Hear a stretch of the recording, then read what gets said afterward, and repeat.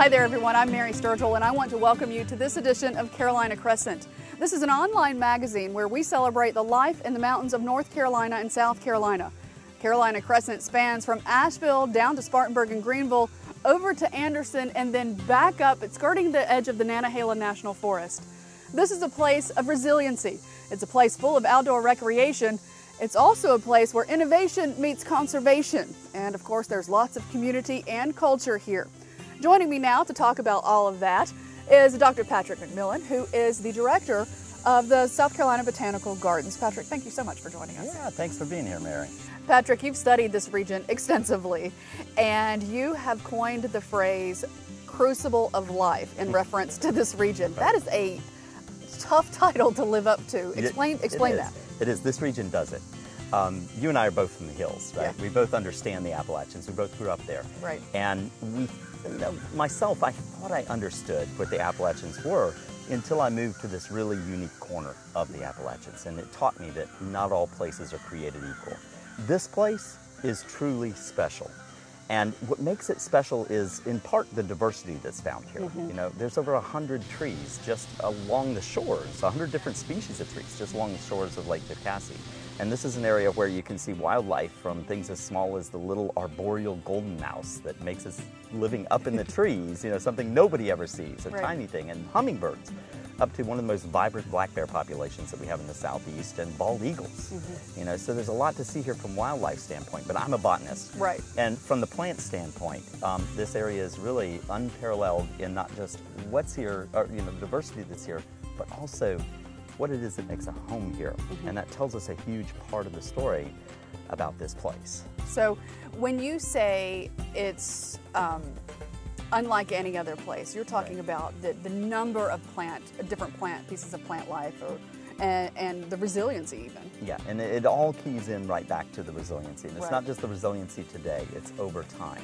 So when we look at what makes its home here, we have more species of trillium, which is this beautiful spring flowering wildflower. Yeah, and in most places in the Appalachians, you'll find 1 or 2 species. But here, you can find 9 species on a single hillside. As a matter of fact, there is more diversity of trillium per square inch here than anywhere else on Earth.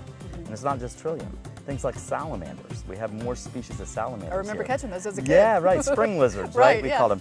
And here in the southern Blue Ridge Escarpment ecoregion, which is really what we're talking about, right? You find more species of those than anywhere else on Earth, and plants that you don't find anywhere else on Earth, like the beautiful little Laconia bells that was lost for almost 100 years after it was discovered in the 1700s and relocated by this 17-year-old boy.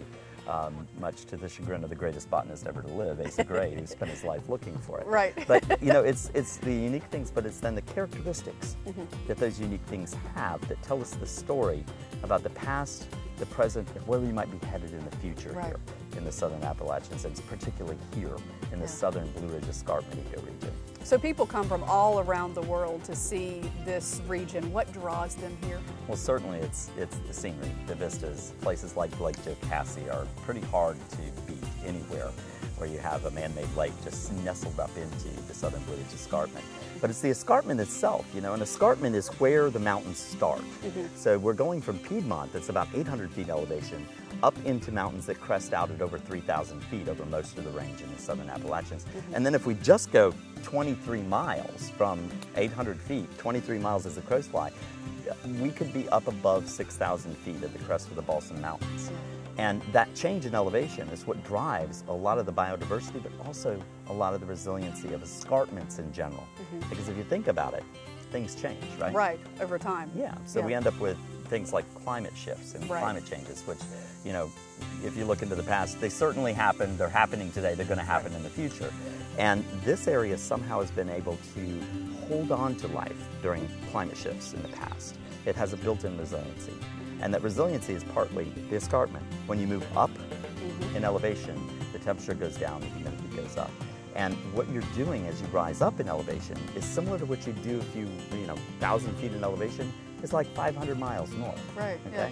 So plants and animals only have to migrate a few hundred feet, maybe a few miles, to accommodate the same thing climatologically that they would migrating hundreds of miles north or south. Isn't that the same reason that the native peoples chose this region in which to live, a lot of them? Yeah, absolutely. I mean, you had the fertility of the soils, the multiple geologic formations we have here, all this incredible diversity, and it was productive for life, right? So that's part of the answer, but it's not the only answer. A big chunk of the answer of why this place is so special and been more special than the northern or the central Blue Ridge Escarpment is because of where it is. We're on the very southern end of the Blue Ridge, very southern end of the southern Appalachians, and those mountains run north-northwest to south-southwest from the Gaspé Peninsula in Quebec all the way down to this little corner of North Carolina, South Carolina, and Georgia, and then they more or less run much more east-west. And when they do that, they capture the moisture out of the Gulf when it's being transported up here on the Gulf Stream, and they're capturing the moisture that streams in off the Atlantic, so they're doubly socked in with moisture. And what that does is it leads to the highest rainfall and the most consistent moisture that we find east of the Pacific Northwest in the United States. And you know that when it's cloudy, you don't drop temperature as much as you do when it's clear at night. So it tends to buffer, have a buffer capability with the temperature here, not just moisture. So we have that kind of abutment to thank for our wonderful climate that we have. Yeah, and it's a terrific climate. We have all that water. Great for outdoor, I started to say, outdoor sports and water, anything related to water. We have streams and mountain lakes and rivers. And that dependable clean water is one of the things that is most attractive to us as humans, but it's also been attractive to life in the past because plants and animals also use river corridors to migrate. And instead of being a wall that separates the Appalachians from the Piedmont, this is like blue highways that reach up into those mountains along these large rivers that stream down from the peaks, you know, from places like Highlands and Toxaway and Sapphire down into South Carolina. Those rivers themselves have cut these really deep gorges, and that's the critical last piece of this puzzle. You know, people come here for the attraction of the gorges and the scenery, but those gorges themselves are really deeply incised into the landscape. And so we could go out in the wintertime and I could take you up to the top of the East Petoe Creek Gorge, and it might be 22 degrees. And when we walk to the bottom of the gorge in the wintertime, right at the edge of the water, it'll be 32 degrees. And this has allowed incredible things to happen here. Just in a few short miles on a boat ride or a hike, you can see ferns that normally grow in places like Arizona or Texas growing on dry rock crops. And you can see typical eastern trees, and then you can see trees that normally grow in places like eastern Canada, like striped maple or high elevations in the Appalachians. And then underneath that tree that normally grows in Canada will be a fern that's found nowhere else in North America, and it's tropical. The only place you find it outside the tropical rainforests are in our sheltered gorges. The incision, the water, the protection all works together to keep it cooler in the summertime and warmer in the wintertime. And that incredible buffering capacity creates what we call microclimates. And so this place has more resiliency because plants and animals that have a hard time migrating, like trillium and salamanders, they both have to stay moist and they both can't move very fast. So when climate changes, they can't keep up. But here, they don't have to keep up because they only have to move down into a gorge, out of a gorge, uphill, and downhill. And it's the magic of all those things coming together here that has made this place resilient, not just today, but for eons. And that's why these hills are truly special and unlike any other. And that's why this place really is a crucible of life. Patrick, thank you so much for joining me today. What a wonderful way to describe this beautiful place that we live in. It's my pleasure. Thank you so much. And thank you for joining us too for this edition of Carolina Crescent. Now get out there and enjoy the outdoors and enjoy the journey. Until next time, I'm Mary Sturgill.